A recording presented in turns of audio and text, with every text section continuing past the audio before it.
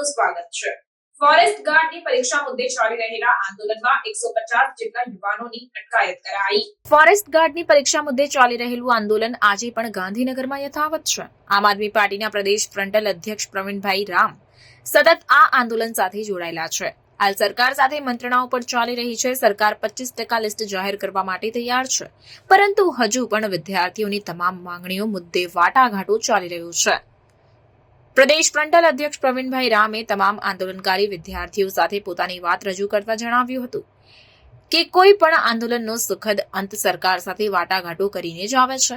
મેં ફિક્સ પગારનો આંદોલન ચલાવ્યું હતું અને 2 વર્ષમાં 3 સ્ટેપમાં ફિક્સ પગારમાં વધારો કરાવ્યો હતો। દરેક આંદોલનમાં આપણે પહેલા પોતાની તાકાત બતાવવી પડે છે અને ત્યારબાદ સરકાર સાથે વાટાઘાટો કરીને સારા પરિણામ લાવવાના હોય છે। આપણી હંમેશા કોશિશ હોય છે કે આપણી વધુમાં વધુ માંગોને સ્વીકારવામાં આવે। હું ગઈકાલથી સતત આ મુદ્દા પર જોડાયેલો છું। હું જાણું છું કે મોટી સંખ્યામાં યુવાનોની અટકાયત કરવામાં આવી છે। તે લોકોને રિહા કરવા માટે પણ આપણે સરકાર સમક્ષ માંગણી મૂકી છે। તમારામાંથી કોઈ યુવાનો પ્રતિનિધિ તરીકે સરકાર સમક્ષ રજૂઆત કરશે અને પોતાની માંગણીઓ મૂકશે અને સરકાર તરફથી આપણને સંતોષકારક જવાબ મળશે તો ઠીક છે, પરંતુ જો સંતોષકારક માંગણી નહીં સ્વીકારાય તો આપણે શાંતિથી આંદોલન ચાલુ રાખીશું, તેમ જણાવ્યું હતું। કોઈ આપણે જગ્યા આમ ભાગ્ય પહેલી બાજુ ભાગ્ય। બીજી એક વાત મહત્વની એ છે કે આપણી વાત કે આપણી રજૂઆત સરકાર સામે છે અને સરકાર સામે પણ આપણા મુદ્દાઓનું નિરાકરણ થાય ત્યાં સુધીની જ વાતો હોય છે। બાકી કંઈ એવું નથી કે આપણે કંઈ 5 વીઘા એ આપણી લઈ જાય ને આપણી 5 વીઘા લઈ જાય, કોઈ મુદ્દો નથી। મુદ્દાનો માત્ર ને માત્ર કાર્યક્રમ છે તમારા મુદ્દાઓનું સંતોષકારક નિરાકરણ। અને એટલા માટે અહીંયા તંત્ર હોય, તંત્ર કદાચ કાલ આપણને કોઈ એક્ટિવિટી કરે, કદાચ લઈ જાય તો એની ફરજનો ભાગ છે, એમાં આપણે કોઈ પેલી વાત નથી। પણ તંત્રને આપણે કોઈ ઉશ્કેરાઈને કોઈ ચર્ચાઓ કરીએ એ મહત્વની વાત નથી। એનો એક તમે જ્યારે કાલે લાગશો તમે તમારા વિભાગમાં, ત્યારે કદાચ હું પણ એ તમારી સામે હશે તો પણ તમારે ફરજના ભાગરૂપે અમુક કામગીરીઓ કરવી પડે। એટલે આપણે કોઈ પણ આપણે તો આપણો એક જ મુદ્દો 1 પોઈન્ટ, આપણી જે માગણી સરકારમાં છે એનું નિરાકરણ કઈ રીતે આવે એટલો જ મુદ્દો હોવો જોઈએ। મુદ્દાથી આપણે ભટકવું નથી।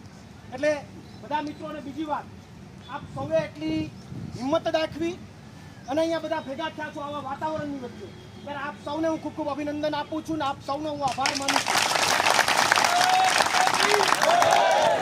કે આપે આ હિંમત દાખવી છે। અને આ હિંમત દાખવી છે તો કાંઈક ને કાંઈક આપણને પરિણામ મળશે। પરિણામ તો મળશે પણ તમે આપણે અહીંયા પૂરું કરી દેવાનું છે, પણ આપણા તરફથી 5 કે 10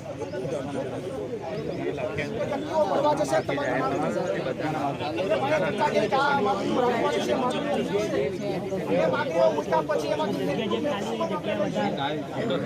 પ્રયાસો થશે। જો કોઈ પણ આંદોલનનો સુખદ અંત ટેબલ ટોકથી જ આવતો હોય છે। મેં ફિક્સ પગારનું આંદોલન કર્યું, ફિક્સ પગારના કર્મચારીઓનો 7,800 માંથી 20,000 અને 2,500 માંથી 40,000નો પગાર વધારો કરાયો। 2 વર્ષ આંદોલન ચાલ્યું, 2 વર્ષમાં અને 3 સ્ટેટમાં મેં પગાર વધારો કરાવડાવ્યો। પહેલી વાર આનંદીબેન સીએમ હતા ત્યારે 2,500 રૂપિયાનો વધારો આપ્યો, મેં સ્વીકારી લીધો અને આભાર માનો સરકાર કે તમે અમને આપ્યું એ ઘણું। 2,500માં કાંઈ ન થાય, કાંઈ હોતું જ નહીં, પણ છતાં પણ મારે તો લઈ લેવાનું હતું। પછી એ ન લઈએ તો એ પણ 2,500 જતા રહે તો કોઈ મતલબ નથી। એટલે 2,500 આપ્યા, મેં આભાર માની લીધો કે સરકારનો આભાર। બીજા દિવસથી પાછું આંદોલન ચાલુ કર્યું, હજી ઓછો થાય છે, આ બરોબર નથી। તમે બધા જેને ફિક્સ પગારનું ખબર હશે ને ખ્યાલ હશે, 2016માં પછી ફરીથી રૂપાણી સાહેબ આવ્યા, એને ફરીથી 7,800 થી 11,500 કર્યા। એને મેં વધાવી લીધો, મેં નાનો પાડી કે અમને આ નથી, આ બરોબર લઘુત્તમ વેતન મુજબ નથી, વધાવી લીધો, તમારો આભાર। અને એ કરીને ફરીથી પાછી લડત ચાલુ કરી અને 13,500 માંથી જેના 40,000 અને જેના 11,500 હતા 20,000 ત્રીજો પગાર વધારો મળ્યો 2 વર્ષના અંતે। જો મેં પેલા 2,500 પગાર વધારો જ્યારે આપતા હતા ત્યારે મેં ના પાડી દીધું કે આ લેવા તૈયાર નથી, તો કદાચ એવું પણ બની શકે કે 20,000 સુધી કે 40,000 સુધી પહોંચી જશે। એટલે લડાઈ એવી વાત છે કે પેલા એગ્રેસિવથી આપણે આપણી તાકાત બતાવવી પડે, પછી ટેબલ ટોકથી પરિણામો લાવવા પડે અને પરિણામો આપણે શાના માટે ભેગા થયા?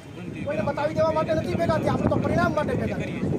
તો આપણે પરિણામ માટે ભેગા થયા છે, તો આપણે પરિણામ કેટલું મળે છે, કે મેક્સિમમ કેટલું પરિણામ મળે છે એના માટેના પ્રયત્નો કરવાના છે। બીજી વાત, તંત્ર સાથે ચર્ચા થઈ છે, આપણા માટે વ્યક્તિઓ છે, અને હું આખો દિવસ ત્યાં આપણા માટે લડતા તમામ વ્યક્તિઓ, ભાઈ યુવરાજ સિવાય અને 150 થી 200 જે લોકો ફોરેસ્ટના વિદ્યાર્થીઓ અત્યારે અટકાયતમાં છે, એને પણ તંત્ર વહેલામાં વહેલી તકે છૂટા કરી દે એ માટેની માગણી પણ આપણે ત્યાં કરીશું અને એ થશે એમાં કોઈ પ્રશ્ન નથી, એમાં કોઈ મોટી વાત નથી, થઈ જશે આપણા બધાની તાકાતના કારણે થઈ જશે.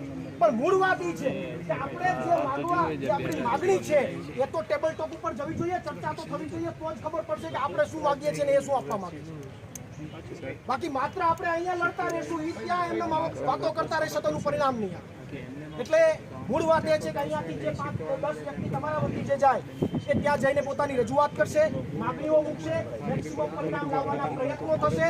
આપણને સંતોષકારક માગણી હશે તો જ આપણે તૈયાર છીએ, સંતોષકારક માગણી નહીં હોય તો આપણે શાંતિથી બેસીશું. તંત્ર કદાચ આપણને ઉપાડીને 150 જણા ગયા છે એમ ડબ્બામાં પૂરી દેજો, આપણને વાંધો નથી, પણ ટેબલ ટોપ તો થવી જોઈએ ને.